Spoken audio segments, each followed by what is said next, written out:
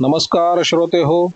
श्राव्य कथा मराठी या चॅनलवरती आपले सहर्ष स्वागत आहे. श्रोते हो, श्राव्य कथा मराठी या चॅनलवरती मी आपल्याला श्रीकांत सिनकर यांनी लिहिलेल्या विविध पोलीस तपास कथा सादर करत आहे. याच कथेच्या सिरीजमध्ये आज मी आपल्याला श्रीकांत सिनकर यांनी लिहिलेली एक करुण पोलीस तपास कथा सादर करत आहे. कथेचं नाव आहे एका बालकाचा अंत. रात्रीचे 12:30 वाजले होते. परळ येथील बैलघोडा विभागात त्यावेळी भलतीच शांतता होती. या विभागात खास करून पारसी लोकांची वस्ती होती आणि या पारशांच्या टुमदार इमारतीही परिसरात उभ्या होत्या. या अनेक इमारतींपैकी एका इमारतीच्या पहिल्या मजल्यावर गॅलरीत 2 पारशी महिला खुर्च्या टाकून गप्पा मारत बसल्या होत्या.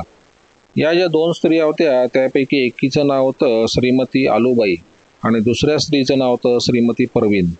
आलू आणि परवीन गप्पा मारत असताना अचानक या दोघींना कोणीतरी रडत ओरडत असल्याचा आवाज ऐकू आला. हा आवाज ऐकताच त्या दोघी चमकल्या आणि उठून उभ्या राहिल्या. रडण्या ओरडण्याचा आवाज खालून रस्त्यावरून येत होता. परवीननं वरूनच खाली वाकून पाहिलं. खाली अंधार होता तरी थोडाफार प्रकाश पण होता. या प्रकाशात एक बाई रस्त्यावर उभी राहून रडत ओरडत असल्याचे परवीन आणि आलूने पाहिले. ही बाई अशी का ओरडते ते परवीन आलूला समजत नव्हते. परवीनने वरूनच क्या हुआ असे जोराने विचारले. त्याबरोबर खाली रस्त्यात उभी असलेली ती बाई अधिक मोठ्याने रडू लागली. तो रस्ता निर्मनुष्य होता, त्यामुळे त्या बाईच्या रडण्याचा आवाज त्या परिसरात चांगलाच घुमत होता. परवीन आणि आलू चकित झाल्या होत्या. त्या दोघी घाईघाईने खाली आल्या आणि त्या बाईजवळ येऊन उभ्या राहिल्या. ती बाई जातीनं मद्रासी ख्रिश्चन होती. तिचं नाव होतं यल्लूबाई. यल्लूबाई जेमतेम 22-23 वर्षाची तरुण स्त्री होती, पण ती बरीच गरीब दिसत होती. तिच्या अंगातील 5वारी साडी अनेक ठिकाणी फाटलेली होती. शिवाय त्या साडीला बऱ्याच दिवसात पाण्याचा स्पर्श झाल्याचे जाणवत नव्हते. यल्लूच्या अंगात एक मळका ब्लाऊज होता. केसही विस्कटलेले होते. यल्लूला पाहताच ही कोणीतरी गरीब स्त्री कुठल्या तरी झोपडपट्टीत राहणारी असावी हे कोणी ओळखलं असतं. यल्लूनं आपल्या छातीभोवती एक मळकट कपडा गुंडाळला होता. त्या कपड्यात तिने आपले 5 महिन्याचे लहान मूल ठेवले होते आणि हाच कपडा आपल्या छातीशी गुंडाळून तिने आपल्या मानेपाशी बांधला होता. आलू आणि परवीन जेव्हा यल्लूपाशी पोहोचल्या तेव्हा यल्लू छातीशी गुंडाळलेल्या आपल्या मुलाला दोन्ही हाताच्या विळख्यात घट्ट धरून ओक्साबोक्शी रडत होती. यल्लूच्या हाताची मनगट बरीच खरसटली होती. शिवाय एका पायाचं ढोपरही बरंच फुटलं होतं आणि या जखमेमुळे यल्लूच्या साडीवर रक्ताचे डाग पडले होते. परंतु यल्लूला आपल्या जखमांचं काहीच वाटत नव्हतं. ती सारखी आपल्या मुलाकडे बघत होती आणि रडत होती. परवीननं आणि आलूनं जरा वाकून यल्लूच्या मुलाकडे पाहिलं. त्या सावळ्या परंतु गुटगुटीत बालकाचे डोळे मिटलेले होते आणि त्याच्या नाकातून रक्त येत होते. यल्लूच्या आकांताचं कारण परवीनच्या आता लक्षात आलं. तिने आपल्या फ्रॉकच्या खिशातून 1 रुपयाची नोट बाहेर काढली आणि यल्लूच्या हातात ती कोंबून म्हणाली, जाओ जाओ जल्दी अस्पताल में जाओ. यल्लू रडत रडत दीनपणे परवीनकडे पाहू लागली आणि दुसऱ्या क्षणाला केएम हॉस्पिटलच्या रोखानं सुसाट धावत सुटली. रस्त्यातून धावताना यल्लू रडत होती. धावता धावता यल्लू जेव्हा रस्त्यावर आली तेव्हा रस्त्यातील माणसं तिच्याकडे चमत्कारिक नजरेने पाहत होती. कोणीतरी एक वेडी बाई रस्त्यातून धावते याखेरीज लोकांच्या नजरेत अन्य कोणतेच भाव नव्हते. यल्लू केईएम हॉस्पिटलमध्ये पोहोचली तेव्हा रात्रीचे 12:30 वाजून गेले होते. हॉस्पिटलमध्ये तिचा आकांत चालूच होता. यल्लू धावत धावत कॅज्युअलिटीत शिरली. रात्रीचे 12 वाजून गेल्यामुळे तिथे फारशी गर्दी नव्हती. 2 डॉक्टर आणि 2 सिस्टर्स तिथे गप्पा मारत बसल्या होत्या. रडणं ओरडणं किंचाळणं या गोष्टी आता त्या कॅज्युअलिटीला नवीन नव्हत्या. यल्लू जेव्हा ओरडत आरडत आत शिरली तेव्हा एक नर्स तिच्याजवळ आली आणि ती तिला धीर देऊ लागली. तेवढ्यात यल्लूनं आपल्या छातीवरचा कपडा दूर करून नर्सचे लक्ष आपल्या मुलाकडे वेधले. त्याबरोबर त्या नर्सनं लगेच यल्लूच्या कपड्यातून ते मूल काढून घेतले आणि मुलाला तिनं उपचारासाठी आतल्या टेबलवर नेऊन ठेवले. दुसरी नर्स यल्लूच्या जखमांवर उपचार करू लागले. आपल्यावर उपचार चालू असताना यल्लू रडत रडत काय घडलं ते नर्सला सांगत होती. तिचं ते बोलणं ड्युटीवरील डॉक्टर शांतपणे ऐकत होती. यल्लूला झालेल्या जखमा फारशा गंभीर नव्हत्या म्हणून तिच्यावर फारसे उपचार करावे लागले नाहीत. यल्लूवरचे उपचार संपल्यानंतर तिला तिथेच बाकावर बसवून ठेवण्यात आले. परंतु यल्लू वारंवार आता जिथे तिच्या मुलाला नेण्यात आले होते तिथे बघत होती. यल्लूच्या मुलाला आत घेऊन गेलेल्या नर्सनं आतूनच डॉक्टरांना हाक मारली. डॉक्टर उठून आत गेले आणि 5 मिनिटात ते पुन्हा बाहेर आले. बाहेर असताना तिथल्या एका नोकराला ड्युटीवर असलेल्या पोलीस शिपायास बोलावण्यास सांगितले. केएम मध्ये ड्युटीवर असलेला पोलीस शिपाई ताबडतोब कॅज्युअल्टीत आला. त्याला डॉक्टरांनी हळू आवाजात काहीतरी सांगताच तो शिपाई पुन्हा आपल्या टेबलापाशी आला आणि त्याने टेलिफोनचे नंबर फिरवले. Hello, Bhoiwada police station. मी केएम हॉस्पिटलमधून ड्युटी शिपाई बोलतोय. इथं एक बाई आली आहे तिच्या लहान मुलाला घेऊन. हो, मूल लहानच आहे, 5 महिन्याचं. त्या बाईला आणि तिच्या मुलाला चालत्या टॅक्सीतून कोणीतरी ढकलून दिलेलं आहे. हो हो, लवकर या. केईएम हॉस्पिटलमधून फोन येताच भोईवाडा पोलीस स्टेशनचे असिस्टंट पोलीस इन्स्पेक्टर श्री वाघ आपल्या सहाय्यक ड्युटी अधिकाऱ्यासह केईएम हॉस्पिटलमध्ये जाण्यास निघाले आणि थोड्याच वेळात ते हॉस्पिटलमध्ये येऊन पोहोचले. येल्लू तिथल्या बाकावर बसलेली होती. वाघांनी तिची भेट घेऊन तिच्याकडे चौकशी करताच येल्लूनं त्यांना जी माहिती सांगितली ती थोडीफार अशी होती. येल्लू परळमध्ये गांधीनगरात आपल्या नवऱ्यासह राहत होती. तिच्या नवऱ्याचं नाव होतं अँथनी. अँथनी उपनगरात एका कारखान्यात सामान्य कामगार म्हणून काम करत होता, पण त्याला फारसा असा पगार मिळत नव्हता. म्हणून येल्लू तांदूळ विकण्याचा व्यवसाय करीत असे. शहरात चाळीचाळीतून फिरून येल्लू देखील रोज 2 पैसे मिळवत होती. या दोघांच्या मिळकतीत येल्लू अँटनीचा संसार चांगला चालला होता. हे दोघे नवरा बायको दिवसभर मेहनत करून संध्याकाळी आपल्या झोपडपट्टीत परतत होते. या दोघांच्या मेहनतीचा सारा थकवा दूर होत असे तो त्यांच्या 5 महिन्याच्या छोट्याशा गुटगुटीत मुलाच्या सहवासात. हा छोटा मुलगा सबंध दिवस येल्लूकडेच असायचा. संध्याकाळी अँटनी घरी आला म्हणजे तो आपल्या मुलाला जवळ घेत असे.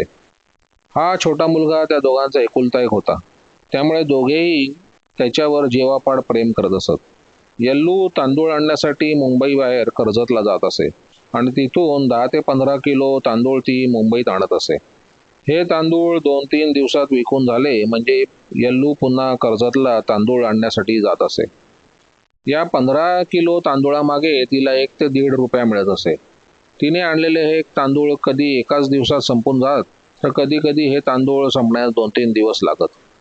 दिनांक 14 सप्टेंबर 1973 रोजी येल्लू दुपारी 2 वाजता कर्जतला तांदूळ आणण्यासाठी गेली, परंतु तिला नेहमी तांदूळ पुरवणारा जो माणूस होता तो कुठेतरी बाहेर गेला होता.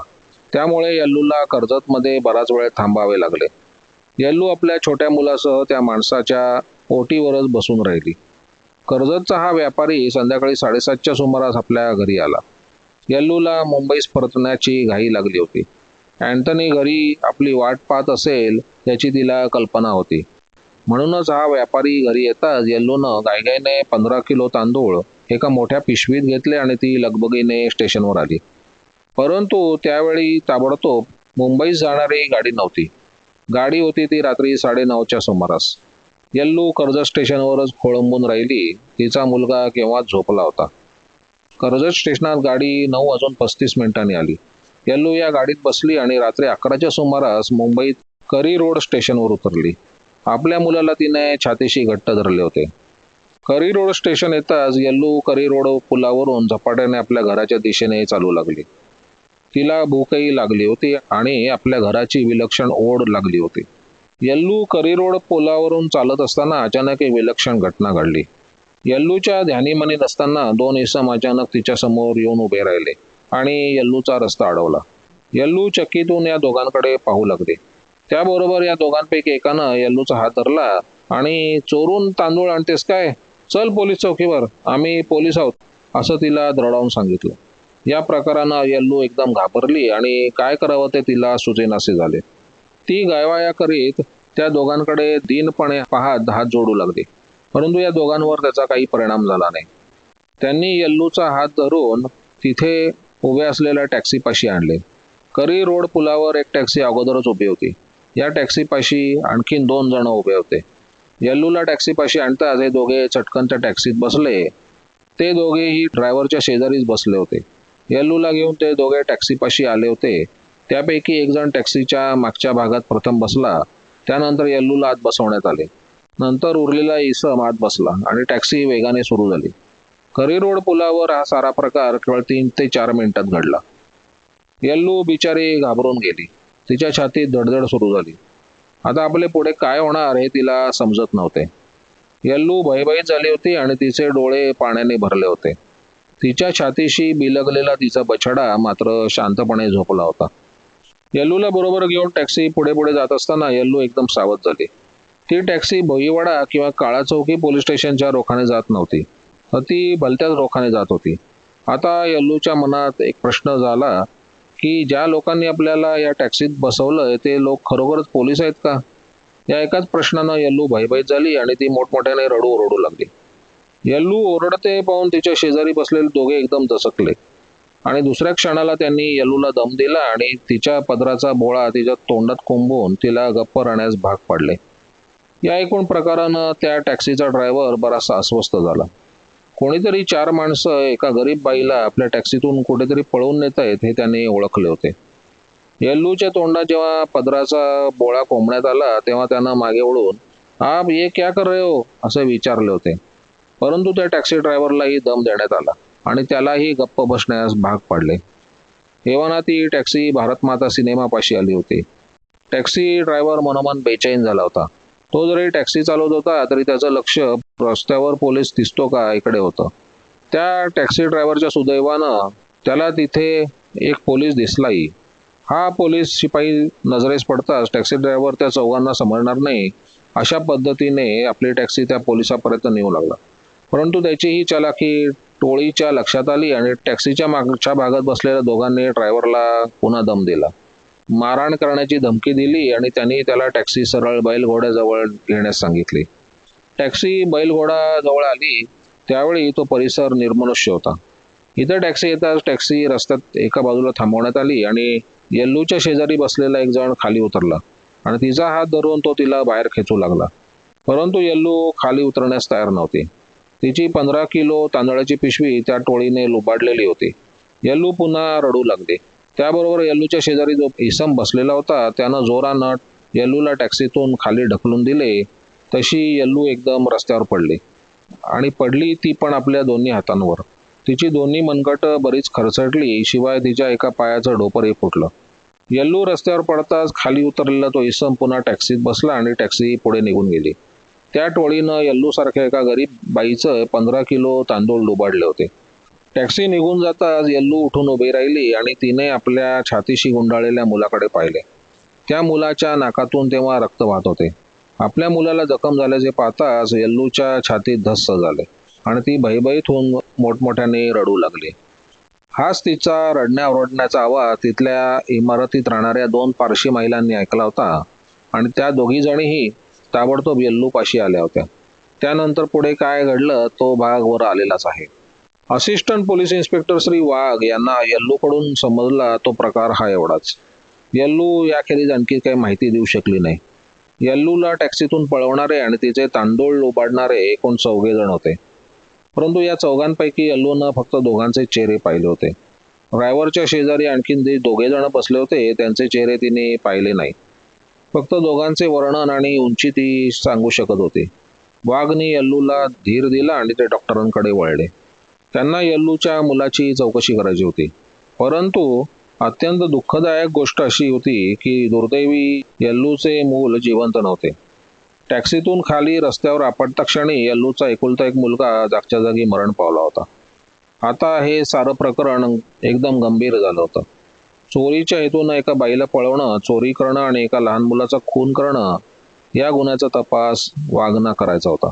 त्याने ताबडतोब येल्लूला आपल्याबरोबर घेतलं आणि ते प्रत्यक्ष घटनास्थळी जिथे येल्लूला टॅक्सीतून ढकलण्यात आलं होतं तिथे आले आणि त्यांनी त्या जागेचा पंचनामा केला. त्यानंतर वाघ करी रोड पुलावर आले आणि तिथेही त्यांनी पाहणी केली. हे काम नेमकं कोणी केलं असेल याबद्दल वाघ निदान त्यावेळी तरी तर्क करू शकत नव्हते. पंचनामा आणि पाहणी करेपर्यंत रात्रीचे 2 वाजून गेले. यानंतर वाघ येल्लूला तिच्या घरी सोडण्यासाठी ती राहत असलेल्या गांधीनगरातील झोपडपट्टीत आले. झोपडपट्टीत त्यावेळी थोडीशी गडबड उडाली होती.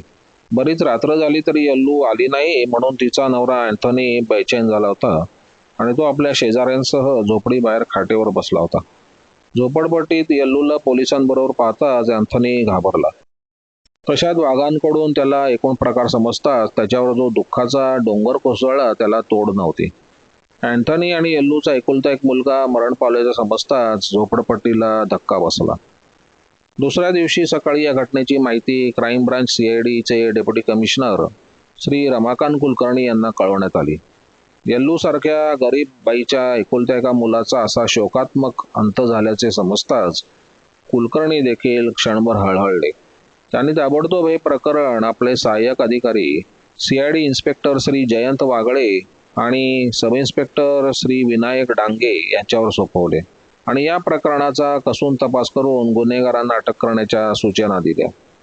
वागळे यांनी ताबडतोब आपल्या स्टाफसह गांधीनगर गाठून येल्लूची भेट घेतली. तिच्याकडून त्यांनी पुन्हा हा प्रकार नीट ऐकून घेतला आणि ते करी रोड स्टेशनच्या परिसरात चौकशी करू लागले. करी रोड परळ विभागात अशा तऱ्हेने गरीब तांदूळवाल्यांना आपण पोलीस आहोत असं भासवून लुटणारे कोण आहे त्याची माहिती वागळे आणि डांगे काढू लागले. परंतु कोणत्याही तपास कामात कोणतीही माहिती ताबडतोब उपलब्ध होऊ शकत नाही. अखेर 2 दिवस याला विचार त्याला विचार असे करता करता वागळेंना प्रफुल्ल हे नाव समजले. प्रफुल्लच्या या नावाबरोबर त्याच्या साथीदारांची नावंही वागळेंना समजली. प्रफुल्लचे जे साथीदार होते त्यांची नावं काशीनाथ, रामचंद्र आणि भालचंद्र अशी होती. हे चौघेही बेकार तरुण होते. प्रफुल्ल आपल्या साथीदारांसह करी रोड स्टेशनच्या पुलावर रात्री तांदूळवाल्यांना लुबाडीत असतो अशी माहिती वागळेंना समजली. या माहितीबरोबर प्रफुल्लचा आणि त्याच्या साथीदारांचा पत्ताही वागळेंना समजला. येल्लूने आपल्या लुबाडणाऱ्यांपैकी दोघांचे वर्णन अगोदर वाघ आणि नंतर वागळेंजवळ केले होते. यापैकी प्रफुल्ल आणि काशीनाथ यांना हे वर्णन लागू पडत होते. वागळेंनी ताबडतोब आपला स्टाफ या सर्व संशयितांच्या घरावर नजर ठेवण्यासाठी नेमला. परंतु या चौघांपैकी एकही जण आपल्या घरी राहत नव्हता. त्यामुळे वागळेंच्या मनात अधिक संशय निर्माण झाला. ज्या अर्थी हे चौघेही आपल्या घरी न राहता दुसरीकडे कुठे राहतात त्या अर्थी या चौघांचा हात या प्रकरणात नक्की असला पाहिजे याची त्यांना खात्री वाटली होती. दिनांक 18 रोजी रात्री 10 वाजता वागळेंच्या सापळ्यात पहिला अडकला तो भालचंद्र. आपल्या घराभोवती CIDने कोणता सापळा रचला याची भालचंद्रला कल्पना नव्हती. आपल्याला CID पार्टीने घेरलेलं पाहताच भालचंद्र घाबरला. भालचंद्रने ताबडतोब या एकूण प्रकारावर नीटपणे उजेड पाडला आणि हा नेमका गुन्हा कसा घडला हे त्याने वागळेंना प्रामाणिकपणे सांगितले. हा गुन्हा जो घडला होता तो असा. या टोळीचा म्होरक्या प्रफुल्ल होता. गुंड प्रवृत्तीचा हा प्रफुल्ल गरिबांना लोबाडण्यात मोठा पटाईत होता. दारोदार हिंडून तांदूळ विकणारी माणसं चोरून तांदूळ विकत असतात हे त्याला माहीत होतं आणि अशा तांदूळवाल्यांना आपण जर लोबाडले तर ते पोलिसांकडे तक्रार करण्यास जाणार नाही अशी त्याला खात्री वाटत होती. आणि म्हणूनच प्रफुल्ल आपल्या साथीदारांसह दर 2-3 दिवसाआड करी रोड पुलावर तांदूळवाल्यांना लुबाडीत होता. चोरून तांदूळ विकणारे रात्री रेल्वेतून येतात हे त्याला माहीत होते. दिनांक 14 सप्टेंबर रोजी 11:15च्या सुमारास प्रफुल्ल आपल्या साथीदारांसह करी रोड पुलावर येऊन हजर झाला. रात्री कोणी ना कोणीतरी तांदूळ घेऊन गाडीतून उतरेल याची त्याला कल्पना होती. या कामासाठी त्यानं अगोदरच एक टॅक्सी एंगेज करून ठेवली होती. या टॅक्सी बाहेर भालचंद्र आणि रामचंद्र उभे होते तर प्रफुल्ल स्वतः काशीनाथसह करी रोड पुलावर उभा होता. रात्री 11च्या सुमारास कर्जत मुंबई लोकल गाडी करी रोड स्टेशनात येऊन उभी राहिली आणि या गाडीतून येल्लू खाली उतरली.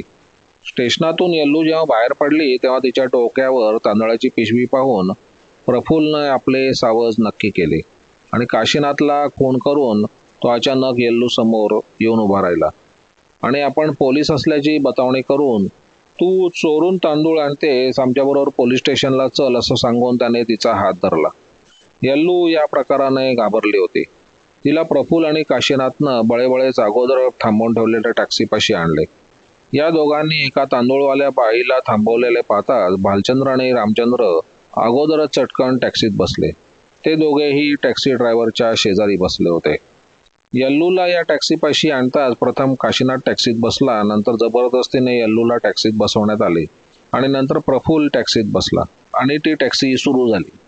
ज्यावेळी टॅक्सी एंगेज करण्यात आली होती त्यावेळी त्या टॅक्सी ड्रायव्हरला आपल्याला बैलघोड्यास जायचं आहे असं प्रफुल्लनं सांगितलं होतं. टॅक्सीत येल्लू रडू लागली. शिवाय टॅक्सी पोलीस स्टेशनच्या रोखाने न जाता भलत्याच दिशेने जाते पाहून तिला या चौघांचा संशय आला आणि ती मोठमोठ्याने रडू लागली. यल्लू ओरडते आहे हे पाहून प्रफुल्ल तिच्यावर भडकला आणि त्यानं तिच्याच पदराचा बोळा तिच्या तोंडात कोंबला. यावेळी टॅक्सी ड्रायव्हरने हरकत घेतली होती. एका पोलीस शिपायाजवळ टॅक्सी थांबवण्याचा त्यानं प्रयत्न केला, परंतु त्यावेळी त्याला दम देण्यात येऊन टॅक्सी बैलघोड्याजवळ आणण्यात आली. बैलघोड्याला एका निर्मनुष्य रस्त्यावर टॅक्सी थांबवण्यात आली आणि टॅक्सीतून प्रफुल्ल खाली उतरला आणि यल्लूला टॅक्सीतून ओढून बाहेर काढू लागला. परंतु यल्लू खाली उतरण्यास तयार नव्हती. काशीनाथनं तिची तांदळाची पिशवी हिसकावून घेतली होती. प्रफुल्लने यल्लूचा हात धरला होता, तरी ती उतरत नव्हती. नंतर काशीनाथने अत्यंत जोराने यल्लूला खाली ढकलून दिले. तशी यल्लू खाली रस्त्यावर आपटली. ती रस्त्यावर पडताच प्रफुल्ल झटकन टॅक्सीत बसला आणि त्याने ड्रायव्हरला टॅक्सी सुरू करण्यास सांगितले. यल्लू टॅक्सीतून खाली पडताच पुढे काय घडलं ते वर आलेलंच आहे. तिला टॅक्सीतून खाली ढकलून प्रफुल्ल आपल्या साथीदारांसह लालबाग नाक्यावर आला आणि त्याने टॅक्सी सोडून दिली. एव्हाना रात्रीचे 12 वाजले होते. प्रफुल्ल इथून गणपत नावाच्या एका पानवाल्याकडे आला आणि यल्लूचे लुबाडलेले तांदूळ त्याने या गणपतला 3 रुपये किलो या भावानं यल्लूच्या पिशवीसह 45 रुपयाला विकले. हे 45 रुपये चौघांनी आपसात वाटून घेतले आणि चौघेही चारी दिशेला निघून गेले. भालचंद्रकडून या गुन्ह्याचं संपूर्ण चित्र वागळेंसमोर उभं राहिलं. नंतर वागळेंनी ताबडतोब पुढच्या धरपकडीस सुरुवात केली. भालचंद्रला आपल्या सर्व साथीदारांची घरं माहिती होती. भालचंद्रच्या पाठोपाठ रात्री 12च्या सुमारास काशीनाथला त्याच्या राहत्या घरीच अटक करण्यात आली. नंतर रात्री 2च्या सुमारास रामचंद्रही त्याच्या घरात वागळेंना सापडला. गुन्ह्यानंतर 2 दिवस हे चौघेही परळ विभागात आले नव्हते. कदाचित पोलीस आपल्याला पकडतील अशी भीती त्यांना वाटत होती.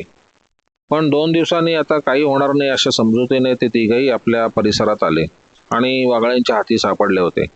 फक्त आपल्या परिसरात आला नाही तो एकटा प्रफुल्लच. तो खारच्या एका झोपडपट्टीत आपल्या मित्राकडे लपून बसला होता. अर्थात ही जागा त्याच्या साथीदारांना माहीत होतीच. वागळेंनी ही संधी दवडली नाही. त्यांनी त्याच दिवशी पहाटे 4च्या सुमारास खारच्या झोपडपट्टीत धाड घालून प्रफुल्लला देखील आपल्या ताब्यात घेतले. प्रफुल्ल झोपेत होता, परंतु आपल्या साथीदारांसह CID पार्टीला पाहताच त्याची झोपेची धुंदी खाडकन उतरली आणि तो घाबरला. दुसऱ्या दिवशी सकाळी वागळे आपल्या स्टाफसह गणपतच्या पानगादीवर पोहोचले. त्यावेळी हे दुकान दाखवण्यासाठी प्रफुल्ल त्यांच्याबरोबर होता. बेड्या घातलेला प्रफुल्लला पोलीस पार्टीबरोबर पाहताच गणपत काय समजायचं समजला आणि ताबडतोब त्याने तांदूळाची पिशवी वागळ्यांसमोर ठेवली. ही पिशवी 14 तारखेला रात्री 12 वाजता प्रफुल्लनं आपल्याला विकल्याचा जबाबही गणपतने दिला. वागळेंनी गणपतचा जबाब घेतला आणि 15 किलो तांदळाची ती पिशवी त्यांनी पंचनामा करून ताब्यात घेतली. या पिशवीतील एक मूठभर देखील तांदूळ कमी झालेला नव्हता. ती पिशवी जशी होती तशीच बांधलेली होती. आता प्रश्न असा होता की या टोळीने ज्याची टॅक्सी या कामासाठी वापरली होती तो टॅक्सी ड्रायव्हर प्रफुल्लचा साथीदार होता का? वागळेंनी या शक्यतेचा विचार केला, परंतु अशी शक्यता फार कमी होती. याचं पहिलं कारण म्हणजे प्रफुल्ल जेव्हा टॅक्सीत यल्लूच्या तोंडात पदराचा बोळा कोंबीत होता तेव्हा याच टॅक्सी ड्रायव्हरनं त्याला हरकत घेतली होती. इतकंच नव्हे तर टोळीच्या हातून यल्लूची सुटका व्हावी म्हणून त्याने रस्त्यात दिसलेल्या एका पोलिसाजवळ आपली टॅक्सी नेण्याचा प्रयत्न केला होता. म्हणजे तो प्रफुल्लचा साथीदार नव्हता ही गोष्ट उघड होती. हा टॅक्सी ड्रायव्हर एक चांगला साक्षीदार ठरणार होता, परंतु वागळेंनी प्रयत्न करून हा टॅक्सी ड्रायव्हर त्यांना अखेरपर्यंत सापडू शकला नाही. गणपतकडे जी पिशवी वागळेंना सापडली होती ती पिशवी यल्लूने ताबडतोब ओळखली. या पिशवीवर तिने काही शिवणकाम केले होते आणि तसे तिने प्रथम वाघांना सांगितले होते. वाघांनी या शिवणकामाची नोंद करून ठेवली होती.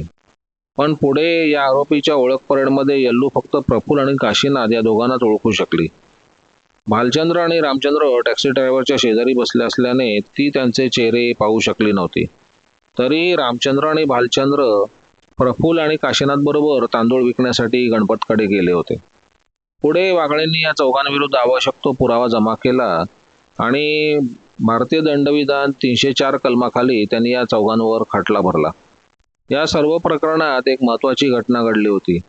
यल्लूचं मूल मरण पावलं होतं, पण तरीही वागळे या आरोपींविरुद्ध खुनाच्या 302 या कलमानुसार खटला दाखल करू शकत नव्हते. याचं मुख्य कारण असं होतं की हे चारही आरोपींना यल्लूला फक्त लुबाडायचे होते. यल्लूचा किंवा तिच्या मुलाचा खून करण्याचा त्यांचा इरादा नव्हता. टॅक्सीतून ढकलल्यामुळे यल्लू किंवा तिचं मूल मरण पावेल याची त्यांना कल्पना नव्हती. आणि म्हणूनच येल्लूच्या मुलाचा मृत्यू हा सदोष मनुष्यवध झालेला होता, खून नव्हे. एवढ्यासाठी वाकळेंनी या सर्व आरोपींविरुद्ध भादवी कलम 304 खाली खटला दाखल केला. या खटल्याचं कामकाज पुढे सेशन्स जज श्री शेख यांच्या समोर सुरू झाले. सेशन जजने आपल्यासमोर आलेल्या पुराव्याची छाननी करून आरोपी क्रमांक 1 प्रफुल्ल आणि आरोपी क्रमांक 2 काशीनाथ यांना दोषी ठरवून त्यांना प्रत्येकी 6 वर्ष सक्तमजुरीची शिक्षा दिली. भालचंद्र आणि रामचंद्र यांची मात्र पुराव्याअभावी मुक्तता केली. या प्रकरणात आणखीन एक विलक्षण घटना घडली. 304 कलमाखाली खटला भरल्यामुळे हे चारही आरोपी जामिनावर सुटले होते आणि नंतर येल्लूला भेटून खटला काढून घेण्याविषयी खटपट करत होते. या बाबतीत येल्लूला त्यांनी काही रक्कम देण्याची तयारी ठेवली होती. या घटनेचा उल्लेख येल्लू सेशन कोर्टात आपल्या जबानीच्या वेळी रडत म्हणाली होती, साहेब, हे लोक माझ्याकडे आले होते आणि मला म्हणाले, आमच्यावरचा खटला काढून घे, आम्ही तुला 3,000 रुपये देतो. तिचं हे बोलणं ऐकताच सेशन्स कोर्टात कमालीची शांतता निर्माण झाली होती. एका दुर्दैवी मातेचं अंतःकरण विटनेस बॉक्समध्ये उघड होत होतं. तिचं बोलणं ऐकून जज साहेबांनी गंभीरपणे विचारलं, मग तू त्यांना काय सांगितलेस? साहेब, तुमच्यावरचा खटला काढून घेण्यासाठी तुम्ही मला 3,000 रुपये देणार? मला तुमचे 3,000 रुपये नकोत. उलट मीच तुम्हाला 3,000 रुपये देते. माझा मुलगा मला परत आणून द्या. येल्लूचे हृदयद्रावक बोलणे ऐकून सेशन कोर्टाचे दालन ते स्तब्ध झाले. त्या दालनात येल्लूच्या हुंदक्याचा आवाज नेमका तेवढा येत होता. येल्लूने आज एका नव्या गोंडस मुलास जन्म दिलेला आहे, परंतु आपल्या पहिल्या मुलाचा हा असा हृदयद्रावक झालेला मृत्यू ती आपल्या आयुष्यात ती कधी विसरू शकेल का?